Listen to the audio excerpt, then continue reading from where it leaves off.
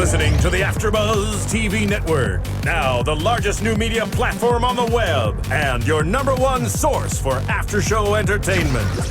Very good, Dean. Johnson.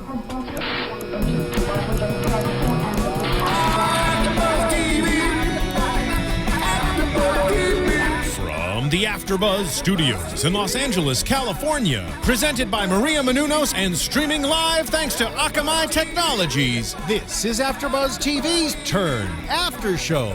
We'll break down tonight's episode and get you all the latest news and gossip. And now, another post-game wrap-up show for your favorite TV show. It's AFTERBUZZ TV's Turn After Show.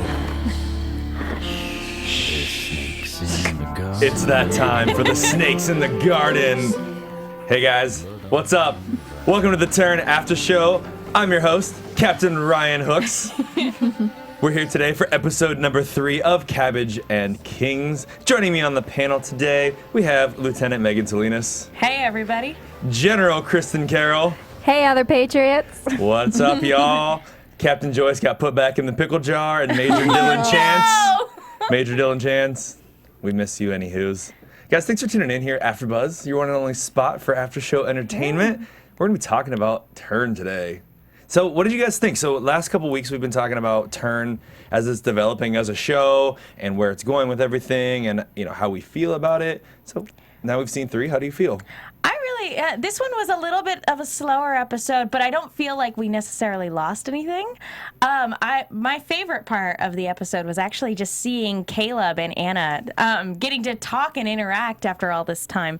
And oh my gosh, she let him have it. She let him have a piece of her mind, and I absolutely loved some of the lines that she said towards him. It was great. I agree. I really like Anna. I thought how the scenes were cut, we were talking about, like, while we were watching, just like the edits for them was all of a sudden like... It jumped a little bit. Yeah, they introduced, and then it was like, quick jump cut, and then they're chatting, and then all of a sudden she kicked him out, and then he's back in the bar? and he somehow got a piece of bread. He's just hanging out, like eating. I mean, it's Caleb, so I don't ask too many questions, and he's very You know cool. what? She probably kicked him out, and then he probably snuck back in. It was probably like one of those, like, as soon as she kicked him out, like, he came in through the back, and she was just like, ugh, I can't get rid of you, can I? I guess so. And so that was a little, I don't know, I felt that was a little messy on the episode's part.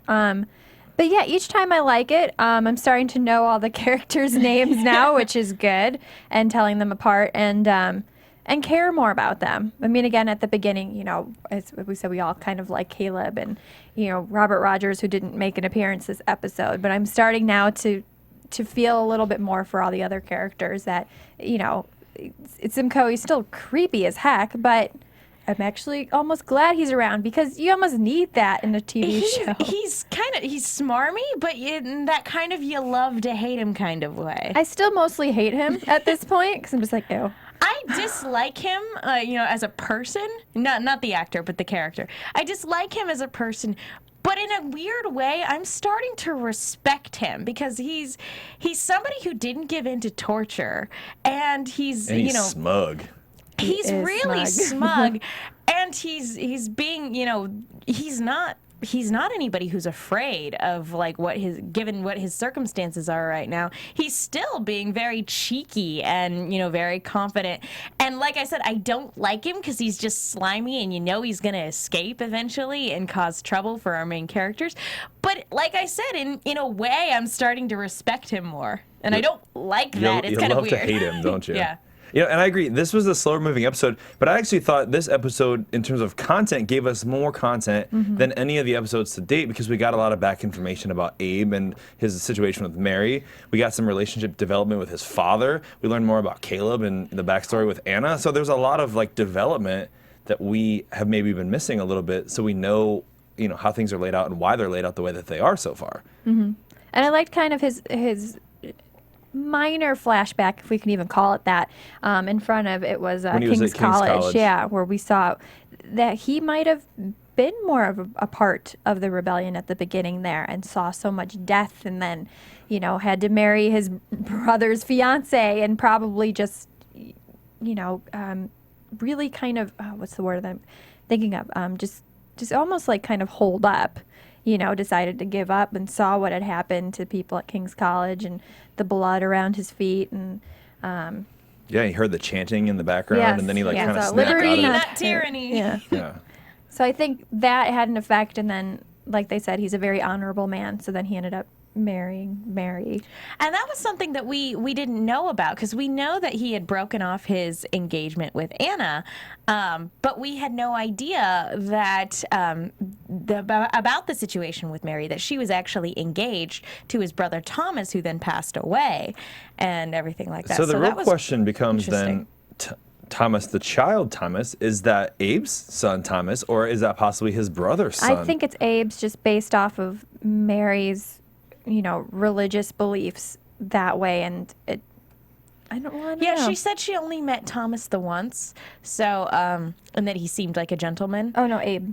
Oh no, Thomas. When she was talking to Anna Anna and Mary about were talking. having been engaged to Thomas, she said I thought that she only he- ever met him the once. I And thought he said that. I thought she said that about Abe, but she could tell that he was a respectable No, guy. she only met Thomas the one time. and he seemed like a gentleman, and that he passed away. We still don't know how he passed away. Did they mention that at all? Okay, so Yeah, I'm not sure with the kid. I mean, I tend to think not. Just again, kind of based off Era, of yeah, tradition. exactly. And it was a deal that the parents had made, and it wasn't something that they had really talked about. So Yeah. he just pitched in there and probably named the kid in honor of, yeah. obviously, in honor of the brother. But it's just kind of weird that they haven't had, if enough time has gone by, just kind of an inconsistency that we were kind of like, wait, what's the timing on all of this?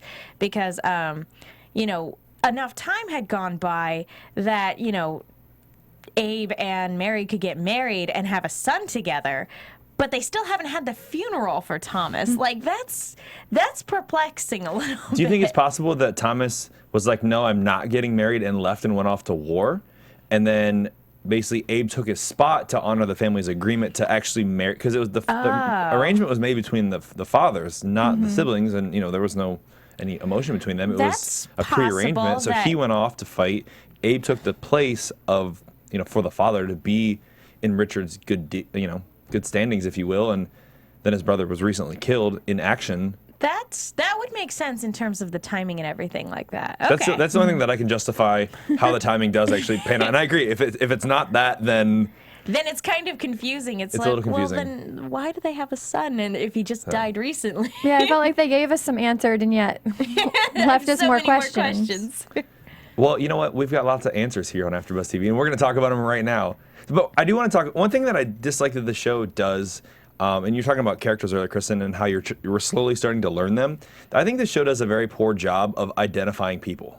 Because there are some shows that you watch, and they'll just say the person's name every single time they reference them or talk to them. And this show, I think, does a poor commenting on who people are. I mean, thankfully, you put on the closed captioning, so sometimes we Sometimes can it says actually their be like, name. oh, wait, it says this person talked. And we were talking about General Scott today, who we met in the first episode, but we never got his name. And they never said his name this entire episode. The only reason we noticed, because we know it and we looked it up.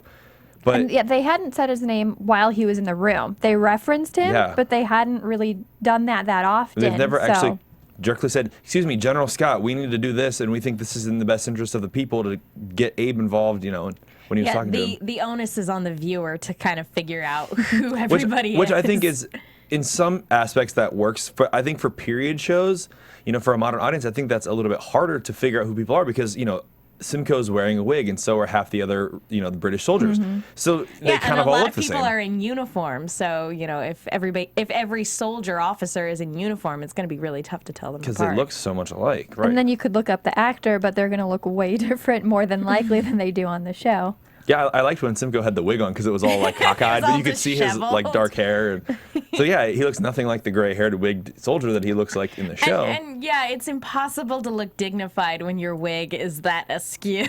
I thought it was messed perfect. Like it fit him so well. It really did. All right, let's talk about this week's episode. So I want to start off with talking about Ben Talmadge and General Scott. About their relationship? Well, or no, just about like, everything. their So dynamic? their plot line in the story, if you will, because the episode starts off, they're in northern New Jersey and they are traveling. Simcoe's in the cabin being all smug. He's talking to our good friend Newt, who we met for a very short time. And And his cousin, you know, his brothers. The family's all there, and I like that Caleb and Ben are talking. He's like, they could have an accident. He could be peeing and trip. He could fall out of the wagon. There are so many things Talking about ways to do it. about ways that Simcoe could have an accident. Yeah, and they're traveling, but they run into these soldiers who are escaping, if you will, from Fort Lee. And they're claiming that Washington has been captured, and they've given up all these forts, and it's a terrible idea to progress forward towards New York. That the British have overrun. And I don't know if you guys have ever looked at maps, like where a lot of these forts are and like who controlled in what. relation to one another. Just in terms of distance. I mean, there are some situations where part of New York was controlled by the British soldiers and Washington was on Long Island, which is like 15 miles away. Yeah, I mean, they're they could literally wave to each they're other. literally across the river, occupying different areas, and yeah, they could wave to each other. I think because the difference is, you know, unlike now, where if that was possible, they could still shoot at each other. I mean, their guns didn't go very far. Well, they had, you know, some had cannons, but it's just like the distance is still far enough away where, yeah, it's gonna take a while, and then you can see the them close coming proximity, across right. When the fastest way you can get from point A to point B is by horse, even 15 miles is still going to take a little bit. So you have to keep that in mind too. It's not like just taking a 5-minute drive. Right, it's not up down the road in 405. your tank, but you could a 5-minute still drive in the 405, you could get there faster by horse. Probably. maybe it's keep your friends close but your enemies closer. Keep an eye on them. That could be cool too. Actually, really quick, I wanted to talk real quick. Isn't it? I always really like when people talk about General Washington in the show. Sorry. General Washington. But no, I really like when people talk about General Washington in the show because people kind of refer to him as like this kind of legendary figure. Godlike person. You know, the redcoats always talk about how he's like a fox. He's so wily. He always seems to slip away. And the rebels always talk about him with a huge sense of reverence. It's just kind of really fun to talk about like such a central figure in American history and have the people in the show talk about him like he is this very legendary man who's inspiring them. Like to the point where if General Washington goes, you know, basically all hope of the resistance we're done. goes with it. No General Washington, what are we gonna do? Like he's it. Well, and I'm going to be interested because they have to introduce his character because he's the one that kind of forms what ends up being the Culper ring with Ben and a couple other people. And I'm kind of interested to see like who they cast for. Well, I think it's already out there who they cast for it if you look at IMDb. But how they introduce him. And how they play him, too. Like, are they going to play him like he is this legendary, you know, larger-than-life figure, or are they going to try to make him a little bit more humanized, like a little bit more relatable? I kind of hope he's a lot like Robert Rogers in that aspect of a little more human and like kind of a devious. rogue. Yeah, kind of rogue. Like Just pulling out dead bodies and taking a piss like off to the side. Done. I'm in. I would vote for that George Washington. Do that for Washington, but you never know. You never know these days. It's TV. Who knows? But yeah, it would be interesting to see when they do introduce him because you could tell too when the brothers were talking about him when they're like, "Oh, if Washington's gone, then what are we going to do? What's the point?" What? Yeah, we should get out of here. The war's over. We're going to be on the wrong side of the stockade and we're going to get our heads chopped off, basically. So anyway, so we learn about the brothers though, and they are on the wrong side as they feel because Ben Talmadge sends Caleb off to go talk to Abe. They need to get more information. They need to find out what he's doing, and they're worried about what's going to happen, especially now that Fort Lee has been taken, now that Washington is potentially captured. And they think that Caleb is deserting. Yeah, like, because they don't know the situation. So, and actually talking about that, I don't know if you remember in the first episode I talked about with the Culper ring and how there was a lot of people that didn't know any of the people involved in it. They just knew of its existence. In Washington, you're talking about maybe introducing him, didn't know a lot of the spies. He just knew the information, and it had one source who had, they connected to each other that way. So we may never even get introduced to Washington in the aspect of a relationship with Abe. It may only be with Ben. It may only be with another character that they're going to introduce. Probably, the less I know, the better, know, in terms of Yeah, exactly. And plausible deniability. The only way they even found out about the Culper ring was they later matched handwriting in one of Washington's journals to letters found in someone else's house in the 1930s. So the less is more kind of thing.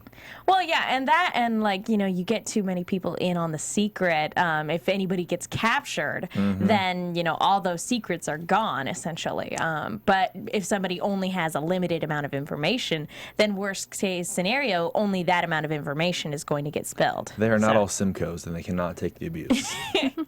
As much as you want to hate him, you got to give him to his toughness. You have to hand it to him. Like, wow, he didn't give in to torture. Well, and in this particular episode, he was the comic relief in that whole story. Oh, yeah, I like it. He was like tied to the tree, and he's like, tell him the truth. Tell him what's going to happen. He's like, well done, Captain. Slow applause. Well done. Well done.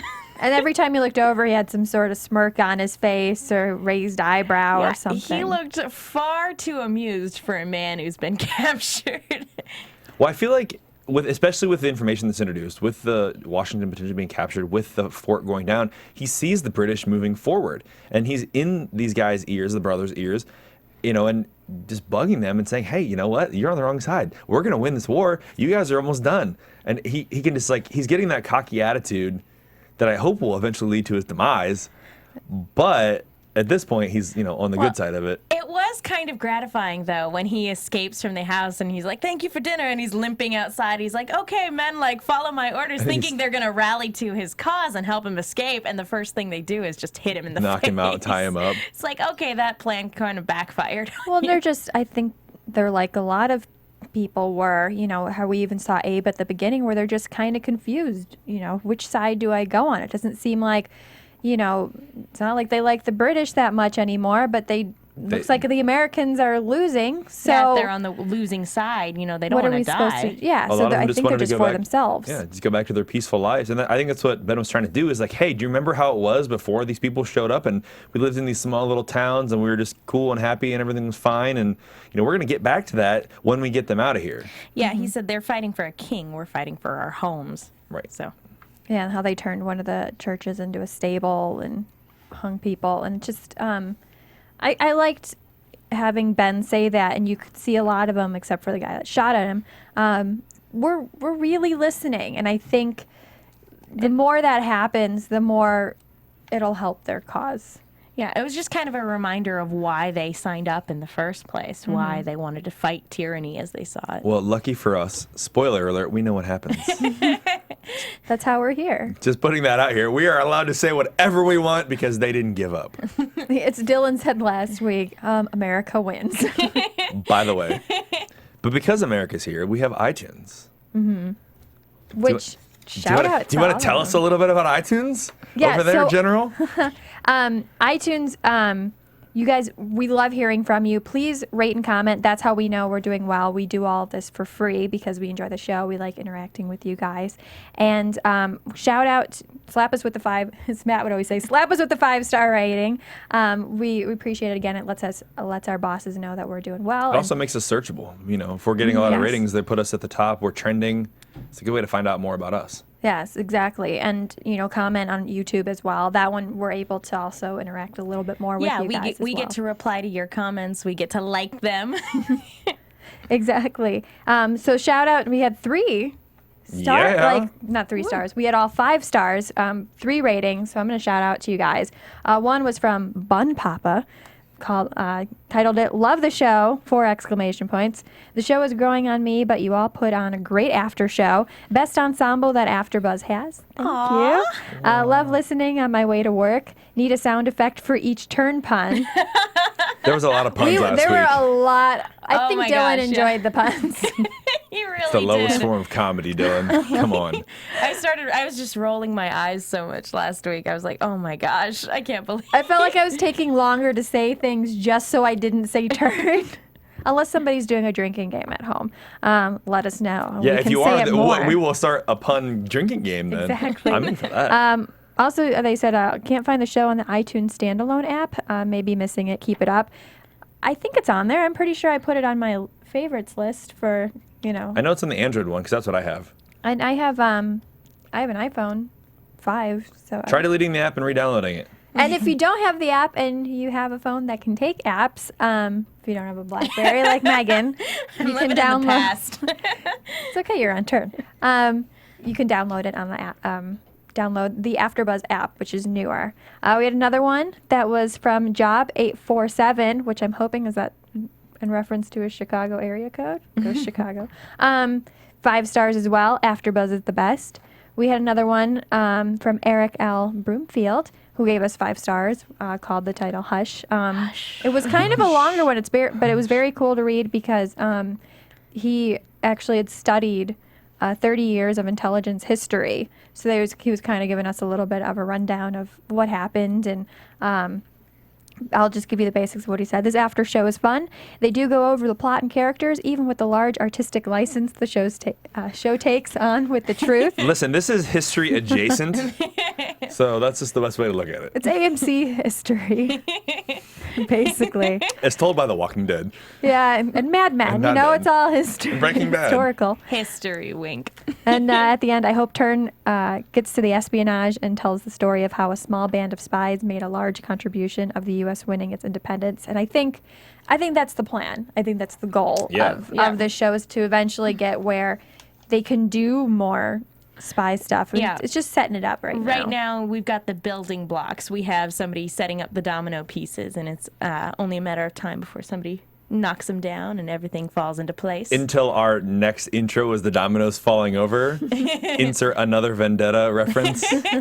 Yeah, we had Guy Fawkes last week, so it was great. Perfect. All right. Well, thank you guys on iTunes for checking us out, voting for us, reading about us. We appreciate you guys so much because it's you that we have a show. And it's also because of our good friends in Roya's booth area that we have a show. Roya, what do you got for us? On American Express. Let's listen to our sponsors. American Express. Sponsors?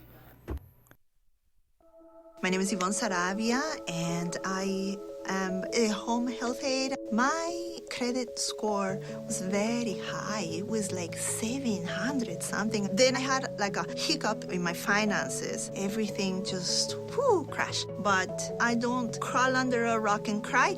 It takes baby steps to get back. So that's what I am doing. With American Express Serve, you have a full-service prepaid account that helps you handle your money simply and affordably. There's no credit check. You can pay your bills online and reload cash for free at over 15,000 locations, all for $1 a month, and all backed by the 24/7 service of American Express. This is what membership is. This is what membership does.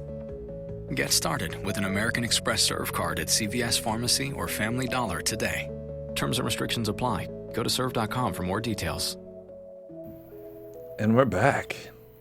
Check out that American Express Serve card for all your latest and greatest purchases. So one thing that I thought was really cool at the end of the Ben Talmadge and General Scott interaction this week was he was basically giving him an order to shoot these people, and he turned him down and he took a court-martial basically instead of going back on his word, because he gave the kid his word that Newt that he'd be okay. Good old Newt and his brothers. And so you have to hand it to these honorable men, this code of honor that they had.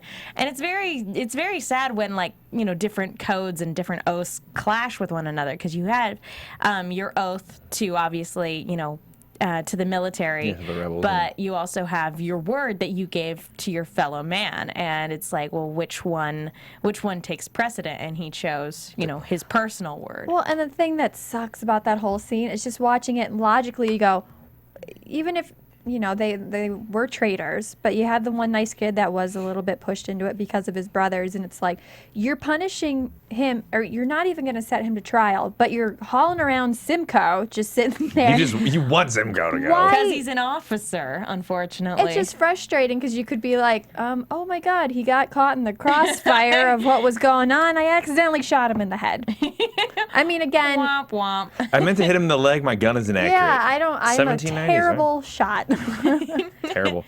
Yeah, but I do like that, because we're setting up these honorable men who are true to their word more than they're true to some alliance of a non-existent country or an army or anything else. And I think that's going to come into play later down the road, because they're going to make promises to each other, and I think they're going to hold into them. So, and even now, moving on to the next topic, which I want to do, and I was hoping to transition a little bit better, but not so good. Talking with Anna and Caleb. Well, they made a promise to her. Yeah. So that could be. And she said that. She goes, if you make a promise to me and you don't keep it, I can't trust you. And then she throws him out of the barn, and he miraculously teleports back in. With food. But no, so after Caleb rides off, He's like, let's split. Let's share some bread. Break bread bread. together. it is Easter after all. Happy Easter, guys. Thanks for Yeah. being here. Happy Easter. Easter. And if you don't celebrate, happy Sunday. Happy Sunday. Happy 420. Happy I don't know. Turn Day. Happy 420, whatever. You do what you guys want. It's Celebrate. California. Yeah. Well, if you're in California listening. Or Colorado or Seattle. Or some, I don't know, that's all I got. Nothing. This is America. America, do what you want. We own this land. But yeah, so I liked that Caleb went to her and put the black petticoat out, hung a feather on there so she knew he was in the barn. And they had this conversation because they haven't seen each other for a while. Because a few weeks ago they mentioned, how is he? And he's like, I'm bearded still. Still bearded. Still bearded. Still getting into trouble. But yeah, it's nice to see, and because we're told that all these people have history together, that they all grew up with one another, it's nice to actually get to see them interact. Because it's one thing to be told, oh yeah, we're totally friends, and it's a completely different thing to see her light up when she sees him, at the face of an old friend. And be mad and smack him in a playful sort of way, like, you're an idiot. Well, and the actors, good testament to casting as well. They have good chemistry. There's none of them I don't believe. In their roles. They all do a really good job playing their parts. It's fantastic. Play your part, you puppet dance. But yeah, I do have to say that I said that scene earlier. It was cut really strangely, and because we kind of went at length a little bit earlier about it, but. But yeah, it was cut like they're embracing one moment, and then the next thing. They're talking and sitting. Well, Caleb is like, shoot, like how could he be in New York? And it was just very odd. We were like, wait, you two were really happy just a second ago, and then there was a jump cut, and now you're cursing. What's going on? Yeah, so we find out that he basically learns that Abe has gone off to New York with his father, which we're going to talk about more later. Saving that to the end because it's the good stuff. But he's mad because it's ironic, and he's funny because I know I slept with an educated woman once, and I know that the word I'm looking for is college. It's ironic that he's there and we want him to be there. passes on the education when you sleep with somebody. Apparently. I guess people talk. Yeah, okay. Good to know. Well, we've learned that Anna, people do talk when they're hooking up because that's how she's getting information, and she's telling Caleb that. Well, when they're drunk. Well, She's not listening to them when they're hooking up. Sleeping with the soldiers. No, she said that her people as well, her other women, get information when they're. When did she say that? Afterwards. Watch it again. I caught that. I thought you were missed it. insinuating she was listening to people hooking up. No, the women She's like, are. listen to John Andre with Philomena. Pillow Like, talk. oh, okay. No, correct me if I'm wrong, but no, what she said was that, she doesn't know any men that are that are braver. She doesn't know any. She said specifically, I can't think of a man braver and more capable than half of the women I know. So that's what she was saying. I don't recall hearing anything about her ring of. I took it literal pillow talk. We'll find out. I think that would be a good way for these. Well, she definitely said about giving the guys a drink. Yeah, she lowers the price of Right, ale. right. They drink I more. got that too. Maybe they hook up in the middle of the tavern. I mean, I don't know. That's a Maybe little they go awkward. upstairs to the second floor, where all the action happens. She's a married lady. Not her. The ladies Not that her, work like for the her. other Okay. ones that are there. I don't know. Maybe not. Maybe it's just alcohol and they talk and they're just talking. Let us know on YouTube. Yeah, Let us know what you please. think. If you think that they're hooking up and getting information on the pillows, like I do, maybe I'm just hoping for some good scenes in this. You want more you Philomena, John you want Andre Philomena type. to Yeah, come back. can we get Major Andre back on this week? You missed him. I agree. That's right. He was gone. So, in this correlation of relationships this week, we also got Mary, who this is the first time we've actually seen Mary step outside of the house and talk to anybody other than Abe and Judge Richard. Well, and she was kind of fixing. It was Baker, I Yeah, believe his name was. yeah. Fixing his Mr. shirt Baker. with the blood. There was a little flirty going on there. I felt like. I felt like that there was a little attraction there, and let me fix it. That's all I do all day. It's so underappreciated. Appreciate me. It was screaming attention. She wanted to touch another man because I don't think her and Abe have done anything since the baby. That was the only time. Yeah, and just like a one-time deal. Oh, poor Mary. Just to consummate, and now they're officially married. Yeah. So I feel like there was some flirting going on, and I thought it was interesting that she went to Anna and like confronted her like that, because that didn't seem like anything that her character thus far has been able to do. She hasn't seemed very assertive so far, so Not it's at all. very interesting to see her, take charge and go out and confront somebody much in the background, who in her mind is in her way. And it was a weird confrontation because she's like, I know you're sleeping with my husband, so as long as you keep it discreet because he's a nice guy, and I don't want you to ruin his honor or my honor. Ruining our lives, like you can carry on. And Anna's like, wait a minute, I don't know what you think's going on, but that's not it. Good for Anna for being like, no, I'm not having an affair and I've not carried a torch since he broke it off with me, so I'm going to walk away from this conversation now. So it's interesting though. So I want to know, do you think that this development of a relationship, the reason that they're interacting right now, do you think it is going to lead to a future relationship between the two of them? Where That possibly they can confine in one another, you mean? something where they You become mean friends? Mary with Anna? Yes. I don't know, because I still think, even though I don't think Mary really loves Abe, now that she's talked a little bit about how they got together, I think she's definitely just as honorable in the sense that I think she still is going to cling to Abe and not want... She can see that he cares for her. Even if they're not doing anything, that's still intimidating to another woman. And I don't She said think... as long as they're not affecting their livelihood, he's still taking care of them. Yeah, and I don't know if I see them being girlfriends coming up. I think maybe at one point they'll kind of form an unlikely alliance. They'll work together in some way. But I don't think we're going to see them being friends. I don't think Mary has very many girlfriends, to be perfectly honest. No, she said it herself. She spends half her day doing laundry. But yeah, it's definitely a different dynamic because Mary and Abe's relationship was forged out of duty, whereas, Anna and Abe's relationship was forged in passion, as she said, and Abe's a very passionate man, but he's also an honorable man. So my guess is that he's not going to break his vows to marry in anytime soon, even though he still probably has feelings and then for we Anna. don't know exactly now because Sela's out of the picture temporarily until he eventually comes back. Yeah, he'll for sure be back.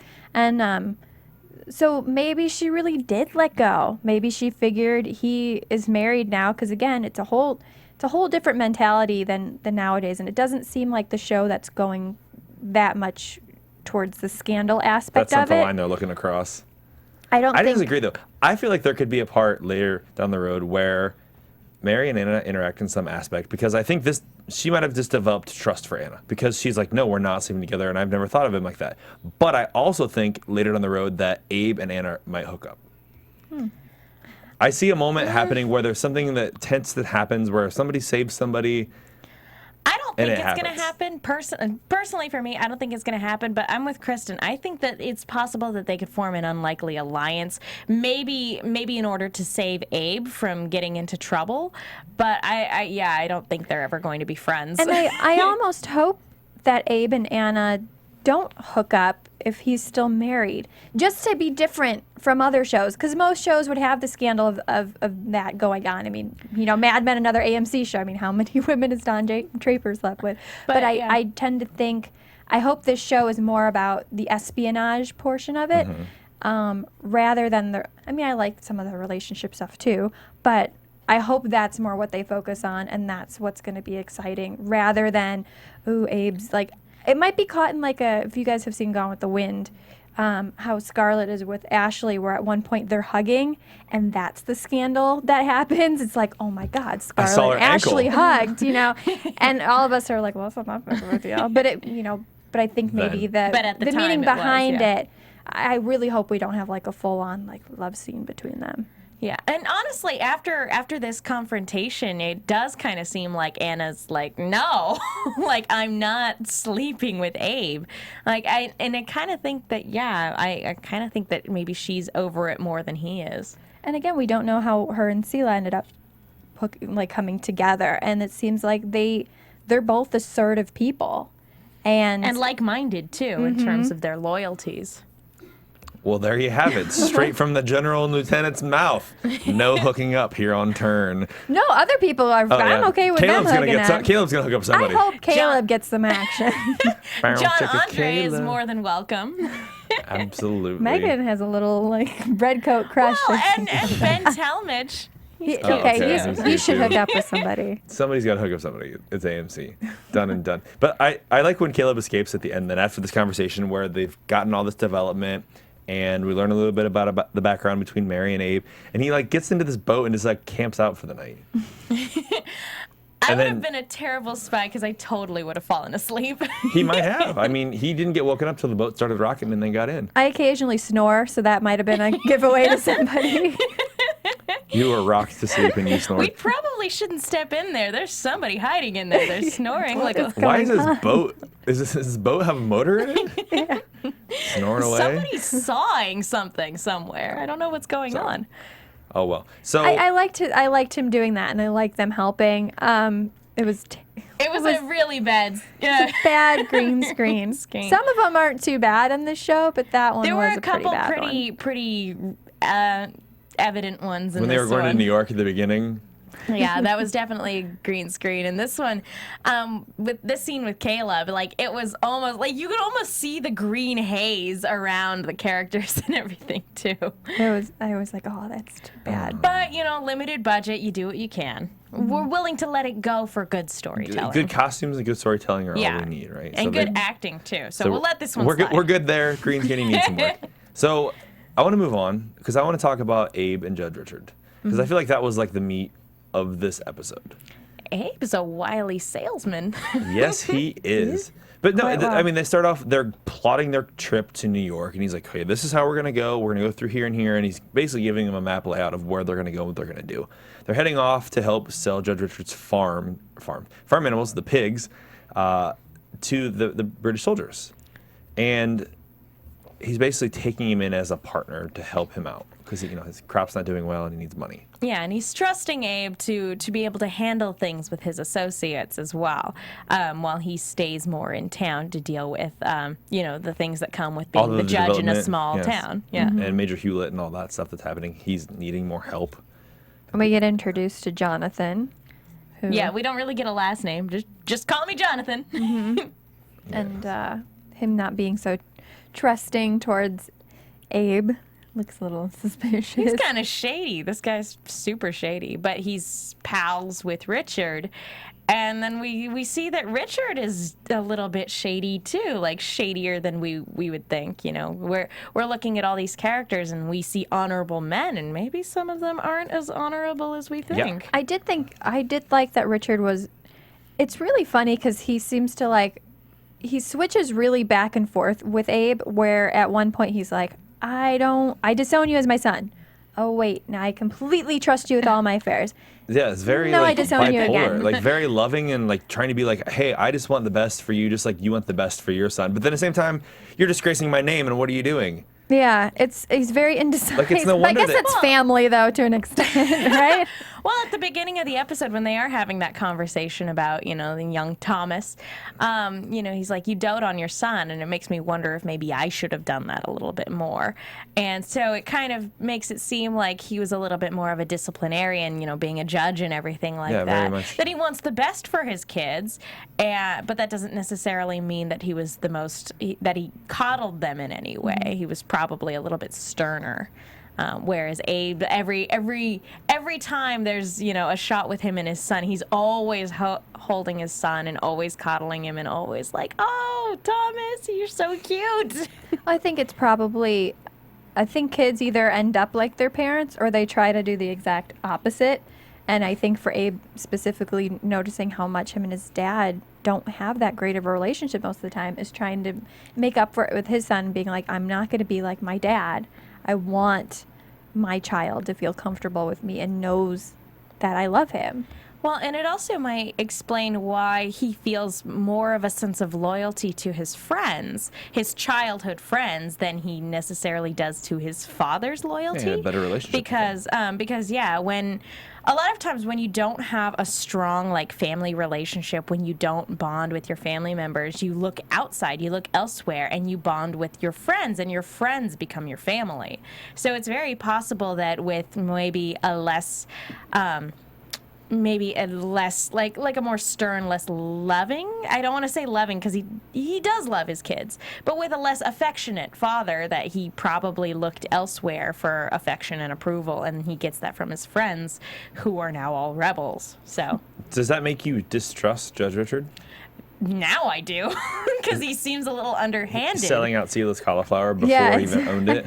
Yeah, like that's kind of underhanded. I mean, probably smart business, but it's super underhanded. So do you think there's going to come a point later down the road where he's going to do something that could potentially sell out Abe?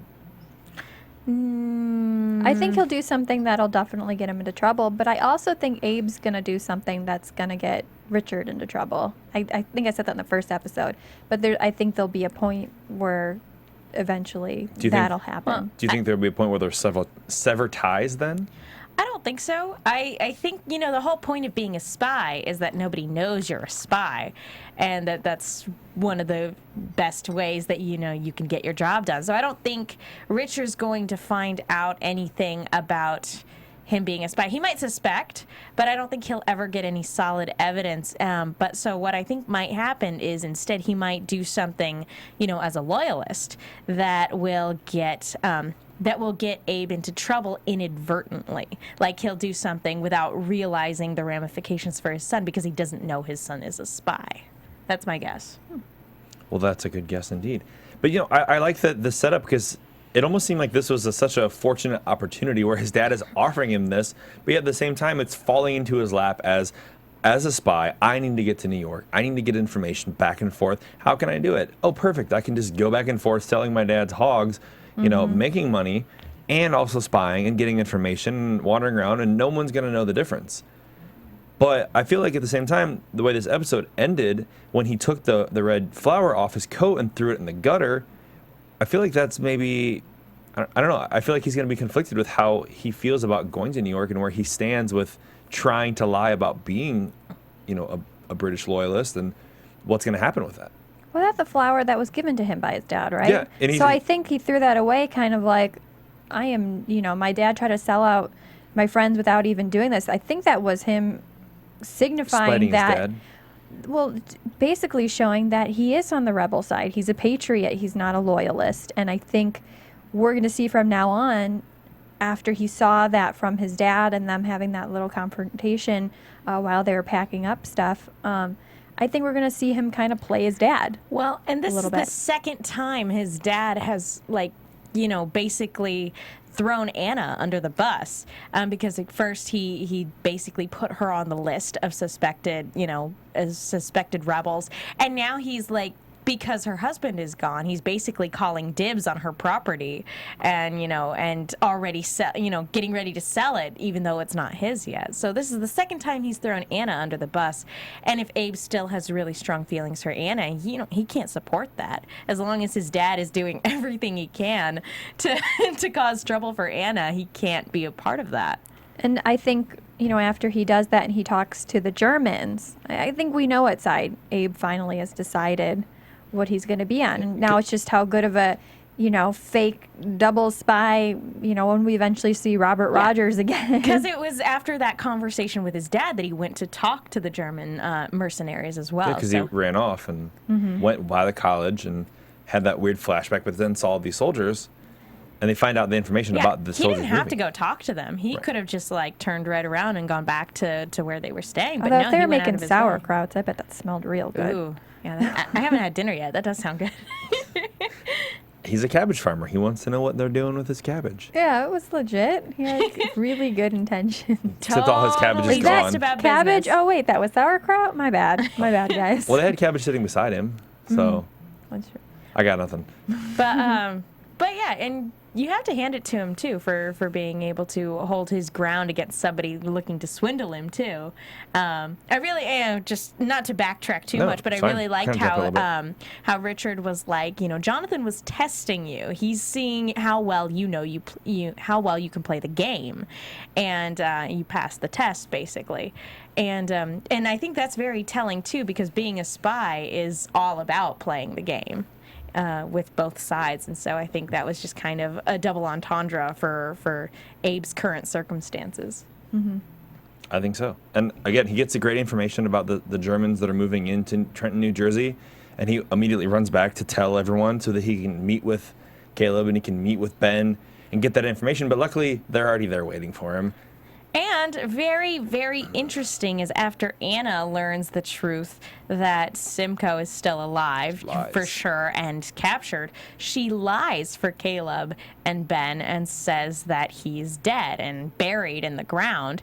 And I think the idea behind that was to bring Abe more on their side. Abe on board, right. To make it seem like they followed through with their word, since that was the whole reason why he joined them in the first place. Do you think that's going to come back to bite them? Absolutely. Yes.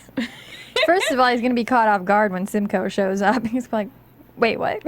Yeah, it's just when you tell a lie like that, it's only a matter of time. Well, he holds Anna up to this whole different level, and to find out later that she lied to him, I think that was also very telling of. I mean, yeah, she's, I think, trying to protect him. Yeah, but I think it's also showing how much she doesn't feel the need to be honest with him with everything. So yeah. her love isn't as strong as his. Well, and we don't know how it's going to play out either. Like, he could find out about Simcoe, and he might think that Caleb lied to her, and would be more on her side rather than her lying to him. Mm-hmm. So it's all very interesting in terms of how that could be played out. I think she's going to say that she lied. You know what I think? I think that it's that time of the show where we could do some AfterBuzz TV predictions. And now, your AfterBuzz TV predictions. Should we do this in order by chain of command here at the Turn After Show? So Go general first. General? Either first or last?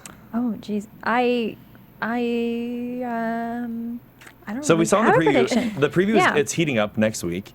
They're back in the area where Setauket, yeah. I was trying to think of New Jersey was what I was looking for. Back in Setauket, Long Island. There we go. And they're getting the plot's thickening, if you will, of that end. And I don't remember all the trailer. I'm excited to see Hewlett come back. Yay! I do like him as a kind of a bad guy. He's honorable. We can call him that. Yeah. And he's quirky. He brings something else where, like, you don't hate him because he's just kind of doing his job, but again, guy who has horses in his office. I don't know. Shout out to Bern Gorman. Nice work. Yeah, very nice. Really nice work. So I'm excited to see him come back. I think since we're coming back to Setauket for what looks like the majority of the episode, we're going to see some of the seeds that have been planted start to grow. I mean, we've got Robert Rogers' spy, who's still there, probably fishing for information. And we have what looks like somebody being publicly punished for rebellion. So we don't know who that is, it looked like. Do you think it would be the guy from episode 2 that was the bad guy, if you will? I don't think so, because the less attention he gets, the better, because, for more spy work. So I don't think he's going to be publicly berated for anything. I do think eventually, though, he's going to find something out, and I have a feeling like Abe or one of those guys is going to have to take care of him. Probably. I don't think he's long for this show. He's not long for this world. Yeah. Hopefully we'll find out next week, won't we? What about this sound effect for your guys' turn thing? No. That's our pun. Not the talking cat. That's not our talking cat pun joke. But hey, guys, thank you so much for tuning into the Turn After Show. Hey, Megan, why don't you tell them where they can find you? You can find me on Twitter at @TheMenguin. That's TheMenguin. You can also find me on Tuesday nights here at AfterBuzz for Agents of S.H.I.E.L.D.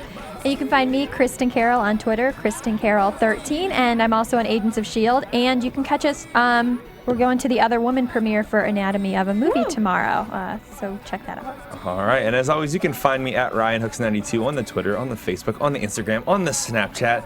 Thank you guys so much for tuning in here to AfterBuzz TV for Season 1, Episode 3, Turn. We'll catch you guys next week. See you later. From executive producers Maria Menounos, Kevin Undergaro, Phil Svitek, and the entire AfterBuzz TV staff, we would like to thank you for listening to the AfterBuzz TV network. To watch or listen to other after shows and post comments or questions, be sure to visit AfterBuzzTV.com. I'm Sir Richard Wentworth, and this has been a presentation of AfterBuzz TV.